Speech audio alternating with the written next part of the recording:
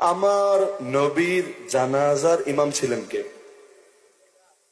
মাশাআল্লাহ, সহি জবাব, কেউ না। কেন? কারণ আল্লাহর নবী তিনি তো জিন্দা নবী, নাকি নবী মুর্দা নবী? শুধু আমার নবী না, সকল নবীগণ জীবিত। এটাই আহলে সুন্নাতুল জামাতের আকীদা।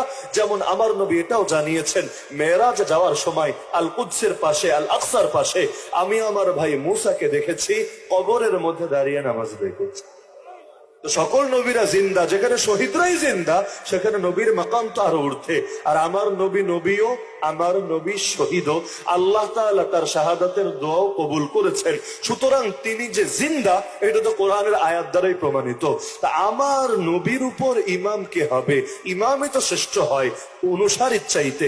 মুক্তাদি মানি অনুসারী, ইমাম মানি অনুসৃত নেতা। তো এখন দামি হয় কে? যে অনুসরণ করে না যারে অনুসরণ করে? আরে দামি কে হয়? যারা অনুসরণ করে সে হয়। তা আমার নবীর উপর ইমাম যদি অন্য কেউ হয় তাহলে দাম কি তার বেশি হয়ে যায় না? যায়। এজন্য আমার নবীর জানাজায়ও জামাতে আদায় করেন নাই। জামাতে আদায় করলে ইমাম তো লাগবে, ইমাম ছাড়া জামাত হয় না, কেন্দ্রীয় নেতৃত্ব ছাড়া ঐক্য হয় না।